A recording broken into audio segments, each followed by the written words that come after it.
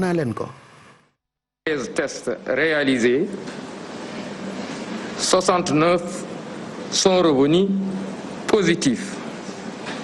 soit un taux de positivité de 9,96%. Les cas positifs sont répartis comme suit: 43 cas contacts suivis par nos services, 3 cas importés enregistrés à l'aéroport international Blaise Diagne et 23 cas issus de la transmission communautaire et répartis ainsi: Touba Ana 3,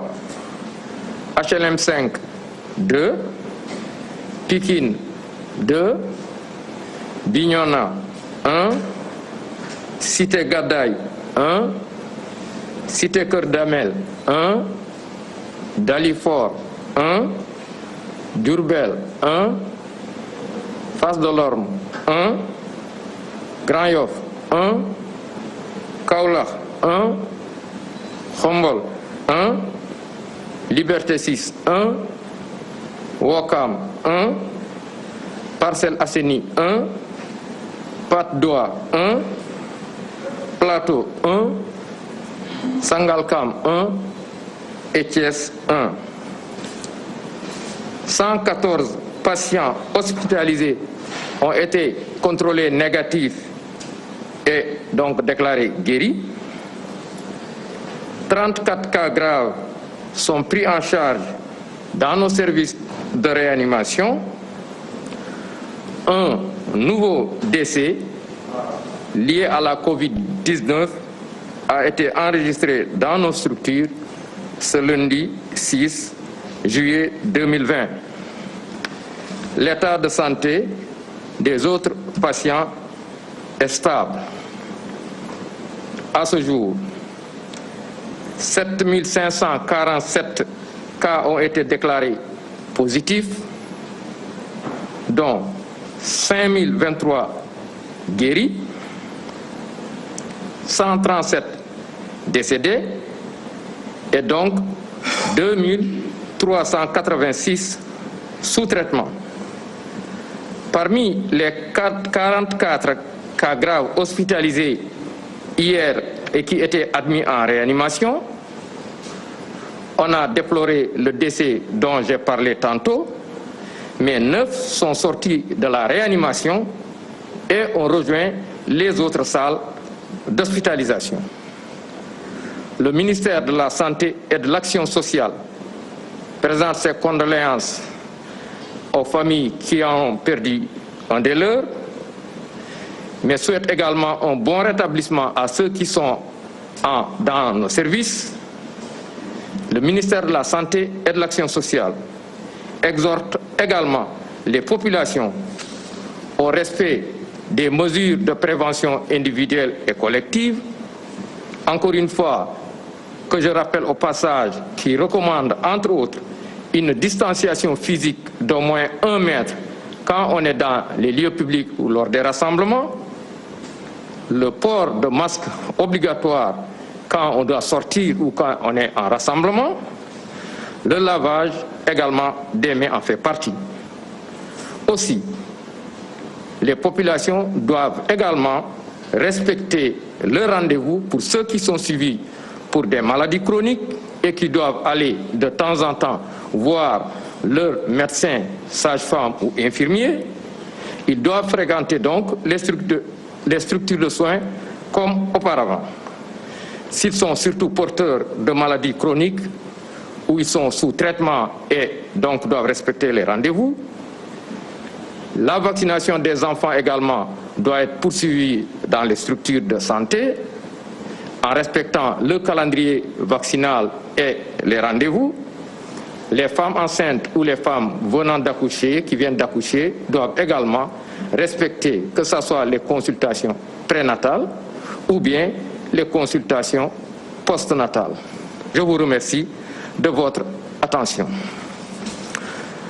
Assalamu alaikum mbokk yi ma jottali leen communiqué bi bàyyeekoo ci ministère de la santé et de l'action sociale bi nga xam ne jot na résultat examen virologique yi bàyyeekoo ci laboratoire yi ma leen bugg a jottali ci juróom-benn téeméer juróom-ñeent fukk ak ñett test yi ñu def juróom-benn fukk ak juróom-ñeent ñoo ci positif ci ñooñu nag nii la tëddee ñeent fukk ak ñett ñoo ci cas contact mooy ñi nga xam ne ñoo jaxasoo woon ak ñu yore doomu jàngoro ji am nañ ci ñett cas importé mooy ñi nga xam ne dañoo jóge bitim réew mais ñu ngi duggee ci aéroport international Blaise Diagne de Dakar 23 mooy maanaam ñaar fukk ak ñett ñoo ciy cas communautaire mooy ñi nga xam ne dañoo am doomu jàngoro ji te ràññewuñu fan lañ ko jëlee ci ñooñu nag Touba am na ci ñett HLM 5 am na ci ñaar Pikine am na ñaar Bignona am na ci benn Cité Gàddaay am na ci benn Cité Kër Damel am na ci benn Dalifort am na ci benn Diourbel am na ci benn Fass Delorme am na ci benn Grand Yoff am na ci benn Kaolack am na ci benn Xombol am na ci benn Liberté 6 am na benn Ouakam am na ci benn Parcelles Assainies am na ci benn Patte d'Oie am na ci benn Plateau am na ci benn Sangalkam am na ci benn Thiès am na ci benn téeméeri malade ak fukk ak ñeent wér nañu bés ni ki tey te bu ci Yàlla àndee dañuy génn fanweeri malade ak ñeent ñoo nekk ci service réanimation mooy maanaam ci Sowétas benn malade moo ci génn àdduna ci démb altine juróom-benn fan ci weeru juillet bi ñu nekk ñeneen ñi nag ñu ngi am tan ci bésu tey dalee ko ci cas bu njëkk bi Sénégal amee cas coronavirus Sénégal jot na wàññi juróom-ñaari junni ak juróomi téeméer ak ñeent fukk ak juróom-ñaar ñi nga xam ne am nañu doomu jàngoro ji ci ñooñu nag juróomi junni ak ñaar fukk ak ñett wér nañ si téeméer ak fanweer ak juróom-ñaar ñoo ci ñàkk seeni bakkan mu des ñaari junni ñetti téeméer ak juróom-ñett fukk ak juróom benn ci ñi nga xam ne limoon naa leen démb te ñu toll ci ñeent fukk ak ñeent ñi nga xam ne dañoo nekkoon ci Sowétas kenn moo ci génn àdduna waaye juróom-ñeent ci ñoom ñi nekkoon ci Sowétas yi génn nañu Sowétas léegi ñu ngi ci yeneen salle d'hospitalisation yi mooy maanaam génn nañu Sowétas kon mu méngoo ak fanweer ak ñeent ñi nga xam ne ñoo des ci réanimation ministère de la santé et de l'action sociale mu ngi jaal ñi nga xam ne ñoo ci bokk ñoo ci ñàkk seeni mbokk di ñaanal aussi ñi des ci hôpital yi yàlla may leen tan ba ñu génn ak jàmm ministère de la santé mu ngi leen di fàttali li mu digle yi mu waxoon nga xam ne saa bu nekk dañ koy baamtuwaat mooy maanaam nit ki saa boo demee ci di daje ak fu am mbooloo wala yaa xam ne ci bërëbu liggéeykaay fexe ba fépp fi nga xam ne da ngay daje ak nit ñi nga bàyyi lu toll ci mètre sa diggante ak ki nga janool masque yi tamit ñu bañ koo fàtte di raxas seeni loxo saa bu nekk di fàttali aussi ñi nga xam ne ñu ngi sooxaale yeneen feebar te ñu war a dem ci rendez-vous ci dispensaires yi wala ci hôpital yi wala ci seeni médecin wala seen sage-femme ñu continuer di dem ci rendez-vous yi di jël seen garab ni mu waree ñu bañ a fàtte aussi xale yi nga xam ne dañoo toll ci ñàkku te nekk ci programme de vaccination yi ñu toppatoo seen ñàkk yépp ba mu mot te aussi ñu sàmm rendez-vous yi nga xam ne war nañ ko am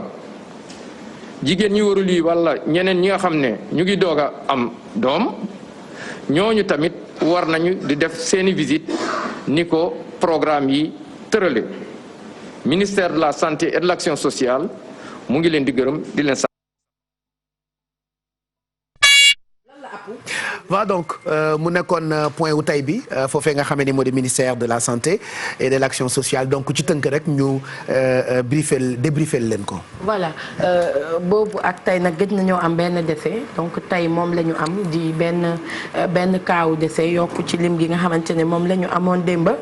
fàttali ni tey 693 tests rek la ñu daal di réaliser bu ñu bàyyee xel tuuti Pape Cheikh bi ñuy def point wu ci 4e mois bi ñu ngi doon wax ni. test yu bëri dañ koy arrêté donc dafa mel ni loolu dafa effectif parce que depuis lors dañu gis ni que texte li ñuy def ci test dafa wàññeeku aujourd'hui par exemple 693 tests rek la ñu réalisé ci ñoom 69 ñoo ci ñëw positif ñu nemmeeku ci 43 cas contacts yoo xamante ni dañ ko doon suivre ak 3 cas importés yu ñu enregistré ci aéroport international Blaise Diagne ak 23 cas yoo xamante ne mu ngi jógee ci transmission communautaire diggante Touba mi am 3 HLM 5 2 Pikine 2 Bignona benn Cité Gàddaay naka noonu benn Cité Kër Damel Dalifort Diourbel ñoom ku ci nekk benn nga am Fass Delorme itamit benn Grand Yoff benn Kaolack benn Xombol benn Liberté 6 benn Wakam benn Parcelles Assainies benn Patte d'Oie Plateau Sangalkam ak Thiès ñoom itamit ku nekk benn nga am mu mel ni li ëpp comme fan yëpp ci cas communautaire yi Dakar la concentré wu Dakar di wéy di nekk épicentre feebar bi nga xamante ni moom moo di coronavirus ñi nga xamante ni nag leneen lu ci neex ci xibaaru tey yi mooy 114 patients la ñu testé ñu négatif mooy ñooñu wér nañu ba dinañu ñibbi ci seen ay kër. cas grave yi itamit wàññeeku na tey ñu ngi ci 34 cas grave wax naa ko sànq benn cas wu décès rek la ñu enregistré tey boobu ak léegi am nañ lu tolloog 7547 ci ay cas yu ñu déclaré ñu positif ci ñoom 5023 yi wér nañu 137 yi ñàkk nañ seen bakkan 2386 personnes ñoo nekk fi mu toll ni tembe ci structure hospitalière yi di faju ci feebar bi la di coronavirus. voilà donc mu ngoog du ma ci sax sori li may def rek mooy àggali.